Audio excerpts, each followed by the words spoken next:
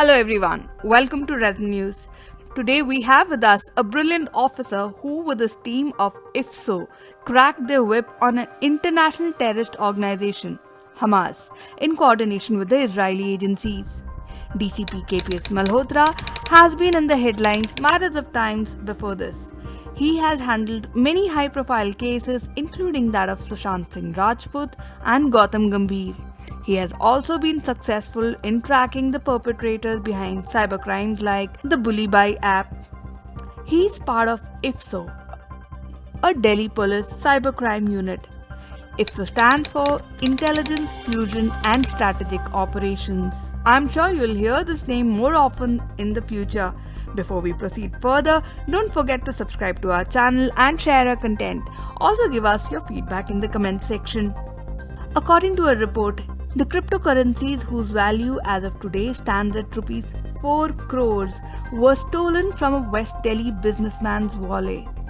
They were routed through various private wallets before finally landing up with those being used and operated in Gaza by Al-Qasim Brigade.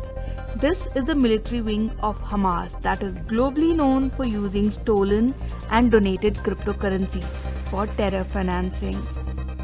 Let's hear it from the officer how this case of Hamas was cracked. I would like to congratulate you for that cryptocurrency Hamas operation that you carried out recently. That was quite a technical interesting. Thank you. Thanks for that. Yes. But before I come to that, I would like to know, how did you come to Delhi Police? What motivated you to join Delhi Police? I was in Delhi School of Economics. Then I went as assistant commandant CRPF for a time being. From there, and I got into civil services, and I'm here in Delhi Police right now, which is being my cadre. I'm here. That's through civil services examination. I got this cadre. That's why I'm here. Now I would like to know, how did you carry out that huge operation, which is international operation? And I was quite surprised when I saw Hamas's operation being, busted by Delhi Police. Yeah. So basically, for this now we have to understand one more point, that on the crypto world, which is on the blockchain, so it is already international. The system is international. System does not go through the has any watertight compartmentalization between the countries.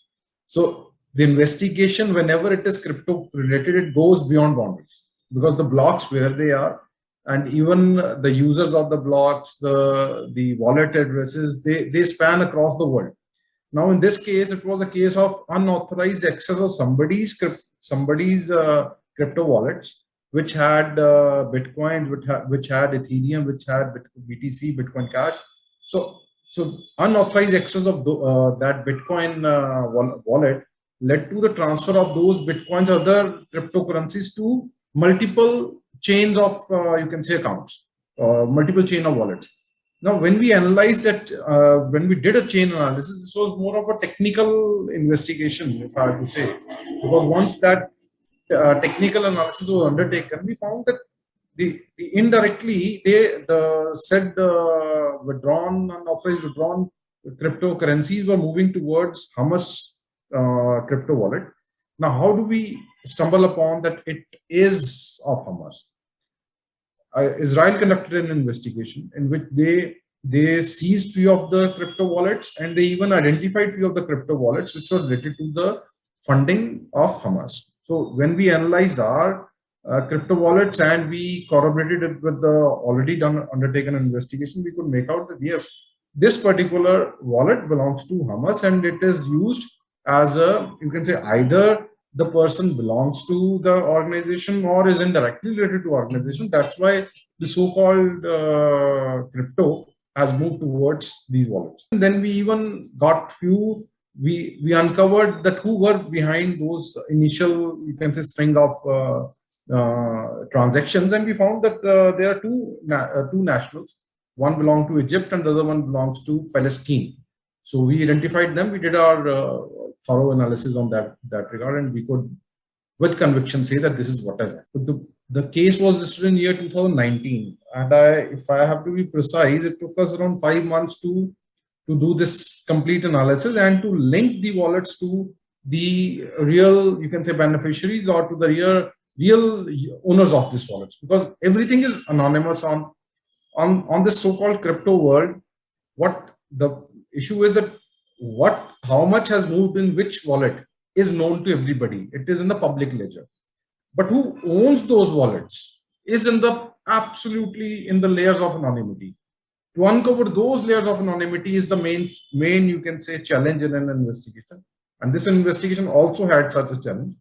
And uncovering that, we could reach that. This crack was one of its kind crypto hacking case when Israeli agencies approached the Indian agencies and the Delhi Police Commissioner Rakesh Asthana handed over the case to DCP KPS Malhotra. IFSO is now looking at other cases of crypto wallet and if they are linked to terror financing or not. DCP KPS Malhotra was also involved in solving another terrorist-related case, and this time it was a threatening sent to Indian cricketer Gautam Gambhir by the terrorist organization ISIS. Gautam Gambhir had in the month of November 2021 received 2 alleged death threats within a span of less than 24 hours from ISIS Kashmir, prompting the Delhi police to beef up security at his residence in Delhi. In case of Gautam Gambhir, I guess there was a Pakistani guy who had claimed to be from ISIS. So, Yes. how did you figure out that that man is not from ISIS? Because in Kashmir, we do have guys claiming to be from ISIS and running a magazine called Voice of Hind. Going to the crux of it, this was also the digital footprinting investigation which we undertook, and then we could find some accounts linked to this person and the activity, you can say the internet activity of that account. We could link everything, we could superimpose, and then we found that this person per se is not related to any high threat organization right now. He might have some lineage, he might have some sort of ideology about it, but right now, as per our analysis, our investigation, he was not directly a part of any, you can say, organization which was a major threat to either any of our national in India. Then he also posted one video that, okay, today we came here, we could have killed you, tomorrow we'll do that. So we did the reverse analysis of that video and we found that that video was posted by some YouTuber around 5 months back. So he used that video. So that also gave us a clear indication. We analyzed the video from the angle perspective, from the what that video is covering, the foliage and everything, and we could make out that he has used the same video. He has neither morphed it, just he has done a voice changeover, and he has superimposed his voice in that video, saying that we came today, we could have done this, but we didn't do this. Tomorrow we will harm your family. So all these factors were accounted, and then we came up with the investigation report on it. So what about Sushant Singh Rajput case? How is that related to SciPad? I mean, I hope I'm pronouncing it right. I'm heading a unit IFSO, that is Intelligence Fusion and Strategic Operation Unit of Special Cell. Earlier it was named as SciPad. That was Cyber Prevention, Awareness and Detection. Now the unit has been renamed. Even the mandate has been widened, and there's a new mandate for this unit. But that case which you are asking was a case when I was part of Narcotics Control Bureau. I served as Narcotics Control Bureau as a Deputy Director Operations and Zonal Director for Delhi. Therein, with that position I had, I have worked on that case of Sushant Singh Rajput. So how did it go? Just out of curiosity, I'm asking, how did it go and where did it land? Not being a part of that organization right now, it will be wrong for me to dwell into the details of that organization case. But yes, we entered that case because of the suicide of Sushant Singh Rajput. There were investigations undertaken by CBI, there were investigations undertaken by ED. There were a few WhatsApp chat in which it was purportedly known that the network was into drugs. That is how our role came in as a Narcotics Control Bureau officer. That's how we pitched in that investigation. Otherwise, we were not directly related to that Sushant Singh Rajput suicide case. But with that WhatsApp chat history, we were linked to this investigation. At this point, we must tell our audience Union Home Ministry had awarded DCP KPS Malhotra with the Medal for Excellence in Investigation. He was then stationed at Police Commissioner Secretariat in Delhi and he had worked on Sushant Singh Rajput's death case. The case had become a national news overnight and had created controversies over drug usage in Bollywood. Mobile phones of many celebrities were confiscated and deleted data from their WhatsApp chats were recovered. Our agencies are well equipped with tools to do so. DCP KPS Malhotra was involved in questioning celebrities like Deepika Padukone and in the case of Riya Chakrabarti, also in the arrest of Shovik and Samuel Piranda. They were all related to Sushant Singh's death case. While the case was at its peak, on almost daily basis, DCP KPS Malhotra's name used to make headlines. DCP KPS Malhotra had also cracked a case in which a fake video was circulated after the demise of CDS General Bipin Rawat, trying to instigate communal disharmony. The video had shown that the government at a high-level meeting was taking anti-Sikh decisions. Later, 46 Twitter handles from Pakistan were exposed for using superimposed videos with voiceovers. The plan was to purvey propaganda against Indian Army. So now coming to the other ones, the apps, Suli Buy app, Suli Deals and Bully Buy app. There was this group called Trad who were going about Deals and the Bully Buy app. Yeah. So there was some similarity. Yeah, some similarities between these apps where pictures of women were being taken. Especially in this case, a specific community was targeted. So I have personal interest here. Last year, my DP was taken off by someone else, and I initially thought that they were just trolling me. But then I realized that particular ID was related to a porn website. And then I scrolled down in that TL. I realized there were hundreds of other women whose DP was used, and that ID had 60K followers. And Twitter did not really do anything about it. And that ID just deactivated itself the moment I asked my followers to report the ID.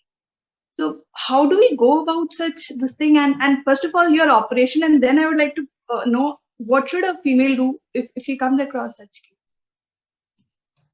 No, such a case, in case we see that in social media, the world is so you can say interlinked and anonymous also. Now your DP can be downloaded by a person whom you don't know. He might or she might use that DP somewhere else, showing you as a person next which you are not, involved in an activity Y which you are not. So this particular scenario is all about, you can say, social. It is more or less a bullying. It's more or less privacy infringement. It is more or less impersonation. There are multiple instances in which social media is misused by such, you can say, individuals who are involved into these activities. So how to go about it, how to protect yourself, that is one question you have asked. So one point one has to analyze is that one should not share the details unnecessarily on social media. Number one, you can make your Facebook protected, as in that only your friends can see what you are posting. But in this world of so much of interconnectivity, one cannot really hide his or her photographs, which might be on Google, which might be on some other platform, which can be downloaded by somebody and can be misused. So I feel that there's a very tough, watertight compartmentalization how to save it. It is relatively very tough answer for this. Right. So what about the Bully Buy app and the silly deals? How did you figure out, what was going on? And from what I know, those cases were cracked pretty fast. You were able to find. As far as Bully Buy was concerned, yes, Bully Buy app was busted in the network. The main mastermind was arrested in around 5 days, because the case was arrested on 1st and he was arrested in 4th, in 4 days. Whereas in Suli deals, it took time because the lead while investigating the bully by app case, the lead for Solidity was also developed out of it. So both of the investigations were found linked. The source code of the application used on GitHub were similar. So there were similarities. The intentions were similar. The group involved behind, the group who was behind this whole activity had, you can say, interconnections on the social media world. They used to label them as well as trad community, which they say are the traditionals, that they are the traditional people who don't believe in change. They cherish those type of values, those type of attitudes or practices which were followed way back in the past. They're not, so they thought themselves as a misfit for the present scenario, and they dislike the present scenario. And as far as both of these applications are concerned, the pictures used, the profile pics were used of prominent women journalists or into some other profession they were, and even a few of them were businesswomen. So this overall misuse of the photograph and then say virtual auctioning of a woman on, they were drawing their vicarious, you can say, pleasure out of it, or they had some psychological disturbance about this whole issue. That's a bigger question. But yes, from the law point of view, they did wrong and they were arrested in this regard. 2 months ago, IFSO had busted Pan-India gang which had wiped out bank accounts with malicious apps. The gang had links with more than 1,000 cases across India. So-called cyber fraud incidents, like which we say cyber cheating incidents. So they can be broadly categorized as a case of impersonation or a case in which you are sharing your data to somebody, which is basically unauthorized sharing of a data. Either you are induced to share that data, or your data is unauthorized access by means of some sort of hacking into your device. In case we say the broadly how these financial frauds they happen. So in India, what we have seen is that most of these financial frauds, when they originate out of India, they are telecaller frauds or they are social engineering frauds. So Social engineering fraud would mean? Social engineering fraud means that, okay, you are suppose a person X who has posted a message on matrimony.com that you are looking for a alliance. So by the means of social engineering, there will be one character made to fit in your frame. So you feel that you're talking to a lady, or a boy whom you feel that he or she is fit for your as a like partner. Then they induce the person to do some acts, or there's some financial dealing in that.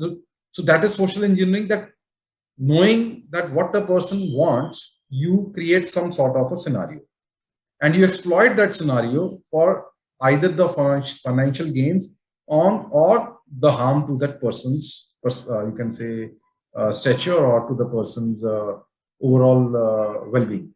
So how do you go about solving such cases? Because these are massive cases. So in the technical world, one has to understand that whatever you do, whatever you are doing, everybody is leaving some sort of a footprint, which we say is digital footprint. So these digital footprints are traceable, they are trackable. So it only depends on the ways and means how a person does it. It only depends on the ways and means whether we get that information from the service providers or not. So there are few challenges, there are few roadblocks in the investigation. But on a digital world, whatever a person is doing in or is trying to create layers of anonymity, there is a scope of dwelling into that investigation and uncovering that anonymity. That's what, whether these financial investigations are concerned or these digital investigations are concerned, so-called hate crimes are concerned, all these investigations, they are related to footprinting and primarily footprinting on the digital world. Now that you've mentioned the word challenge, can you tell me any case which was, which you think was really challenging out of all the cases you've solved so far? I think I take my profession very professionally. So I take every case at that point of time as challenging or not as challenging. But after that, I feel that the work is done. It's a case gone by. Now evidences are to be collected. So in policing, you need to develop that. Otherwise, one gets stuck to the so-called prized possessions of a person that okay, I did this, I did that. But one has to move on.